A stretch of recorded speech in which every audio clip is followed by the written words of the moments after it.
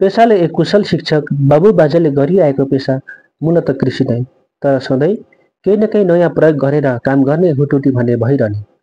त्यही हुटुटीले डोर्याएर कन्याममा भित्रिएको नितान्त नयाँ बाली, न यसको ब्याड राख्नुपर्ने, न खेतलाई हिल्याएर रोप्नुपर्ने, केही चिस्यान भएमा बारी वा खेतमा छरे पुग्ने। अलिअलि चिस्यान भएको ठाउँमा जोतेर हातैले वा आधुनिक प्रविधि मार्फत गर्न सकिने खेती। स्वादिलो हुने भए पनि गाउँघरबाट प्राय लोप हुँदै गएको गहिया धानको उत्पादन गरेर कृषि क्षेत्रमा नयाँपनको खोजी र अनुसन्धानमा जुटिरहनु भएको छ। यति बेला सूर्योदय नगरपालिका वार्ड नम्बर 6 कन्यामका मेहनती युवा किसान तेजेन्द्र तामाङ सर,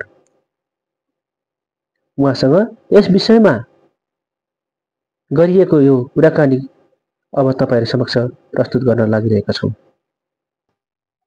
हाम्रो गाउँमा नयाँ सुरुवात गर्नु भएको जस्तो लाग्यो।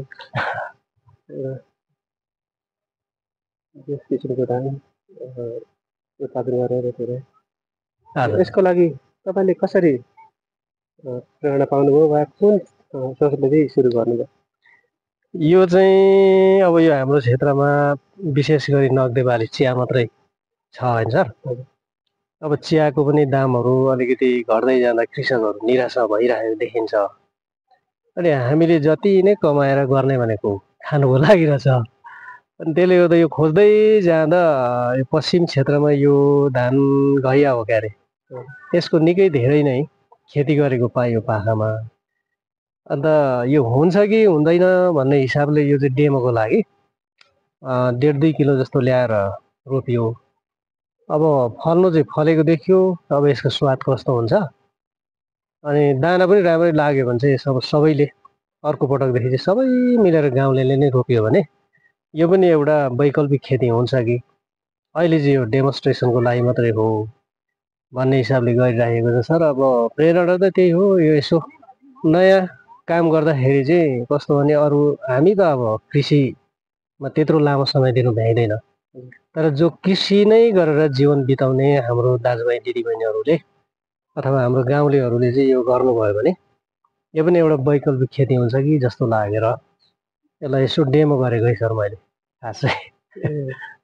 हाम्रो यो बेसी फाटतिर चाहिँ खेतीयोग्य जमिनहरू चाहिँ होइन, त्यहाँ धान खेती हुन्थ्यो पहिला। तपाईँ हाम्रै पिता पुर्खाले गर्नुहुन्छ त्यो ठाउँमा धान खेती विस्थापित हुँदै गर्दा लेकतिर यस किसिमको परीक्षण यहाँले थाल्नु भएको छ।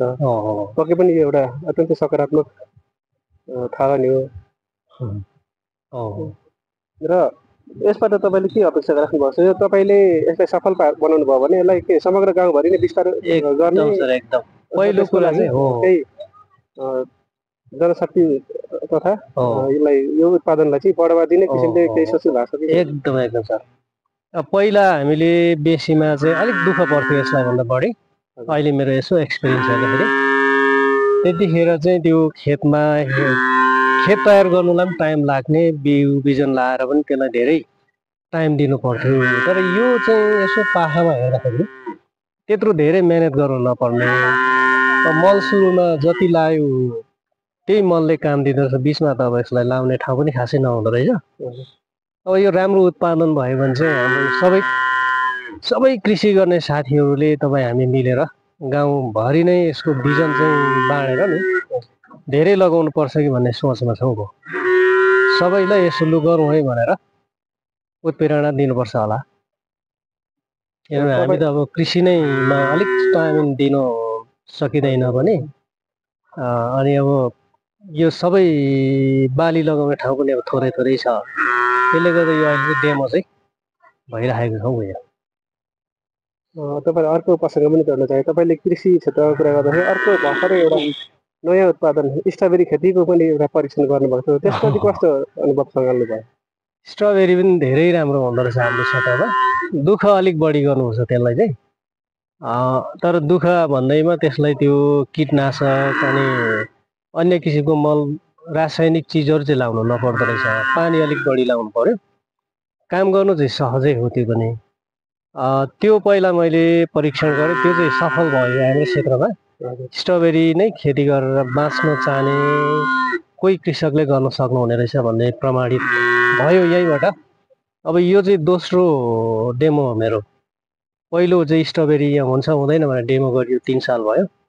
उत्पादन पनि राम्रै भयो, बजार पनि राम्रै रहेछ। अहिले चाहिँ हाम्रो यो केबिसीको संस्थापक टेकराज गिरीले यसपाल 400 बिरुवा लगेर रोप्नु भएको छ स्ट्रबेरीको यसपाल चाहिँ। त्यसपछि अब उहाँले पनि हेर्नुभयो यो सफल हुने रहेछ भन्ने थाहा भएर लानुभयो। अब यो दोस्रो परीक्षण हो, यसमा पनि सफल भइयो भने चाहिँ अब स्ट्रबेरी र यो धान खेती दुईटै हाम्रो क्षेत्रमा सुइटेबल हुने रहेछ हाम्रो एकदम मिठो हाम्रो मौसममा यो सुइटेबल हुँदो रहेछ। निष्कर्षमा पुगिसक्नुभयो। हो सही कुरा। अनि तपाईँ त पूर्ण त शिक्षण पेसाप्रति समर्पित हुनुहुन्छ। मुख्य पेसा नै अब हामीले एउटा शिक्षण पेसा हो। अनि यो खेती किसानीमा चाहिँ कसरी टाइम मेन्टेन गर्नु सकिरहनु भएको छ त? यसमा चाहिँ बिहान र बेलुकाको समय अब दिएको समय भनेको त स्कुल जानै पर्यो, ड्युटी छ। बिहानको समय पनि हामीसँग 1.5 देखि 2 घन्टा, कोही बेला बिहान छिटो उठ्न सकेन 3 घन्टाको समय हुन्छ। अब बेलुका पनि स्कुल सकिसकेपछि जुन समय रहेको हुन्छ त्यो समयलाई बिहानको समय 3 घन्टा, बेलुका पनि झन्डै 2 घन्टा गरेर 5 घन्टा त हाम्रो पकेटमा छ नि। त्यो समयलाई चाहिँ सदुपयोग गर्न सकिने रहेछ सर, त्यस्तो देखिन्छ।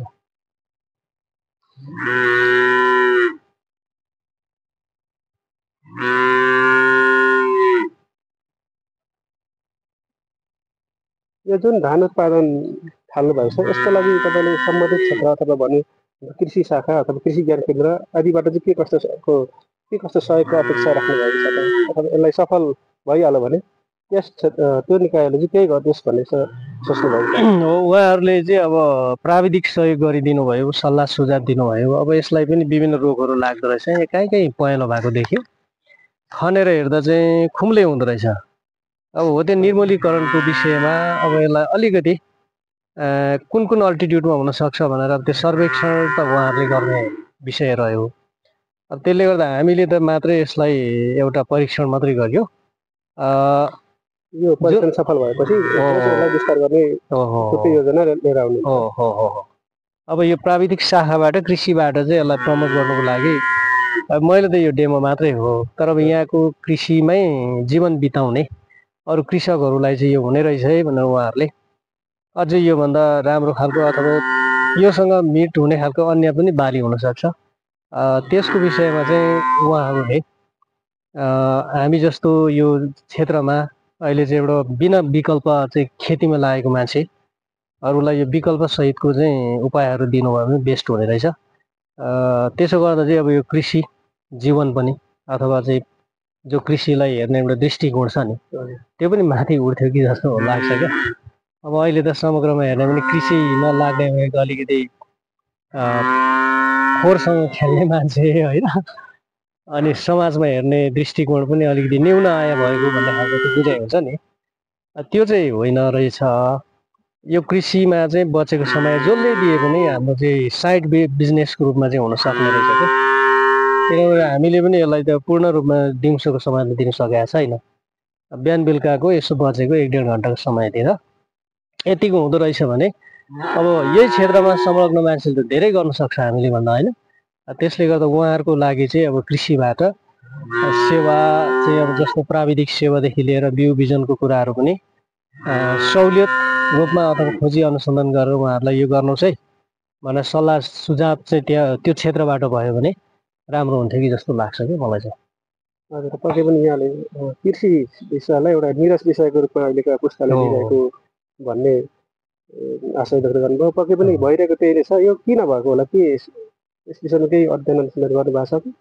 पहिलो कुरा त अब यो सम्बन्धित निकायबाट जस्तो हाम्रो स्थानीय सरकारै भनौँ है 3 तहको सरकारमध्ये त्यो सरकारवाला व्यक्ति जो हुन्छ नि, जस्तो उदाहरणको लागि मैले विगतमा देखेको चाहिँ अब चियाको ट्रेनिङहरू आउँछ होइन, कटिङको आउँछ, प्लकिङको आउँछ। अब त्यो कटिङ प्लकिङमा हामी जस्तो अन्य व्यवसाय हुने मान्छेलाई त्यो आवश्यक छैन।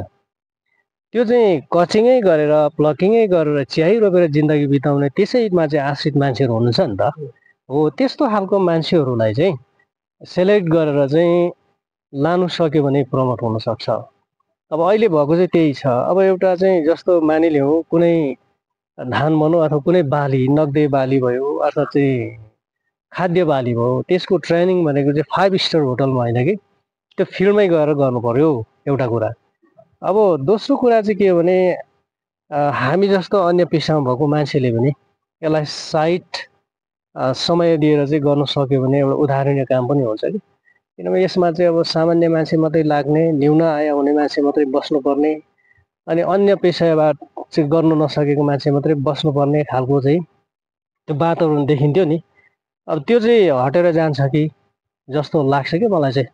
किनभने विगतको चाहिँ एउटा हामीले देखेको ट्रेन्ड छ नि नेपालमा, कृषिमा आश्रित हुने मान्छे चाहिँ अब अलिक के अरे जीवनस्तर पनि त्यही खालको देखिन्थ्यो नि। त्यो चाहिँ हुनु हुँदैन, त्यस्तो हुँदैन भन्ने चाहिँ अब अलिकति हामी जस्तो समाजमा केही गरिराखेको मान्छेले गर्न सक्यो भने उहाँहरूले फलो गर्न सक्ने रहेछ नि त। त्यसले गर्दा यो पेसा पनि एउटा चाहिँ दीर्घकालीन अर्थव्यवस्थाको चाहिँ एउटा उपाय हो।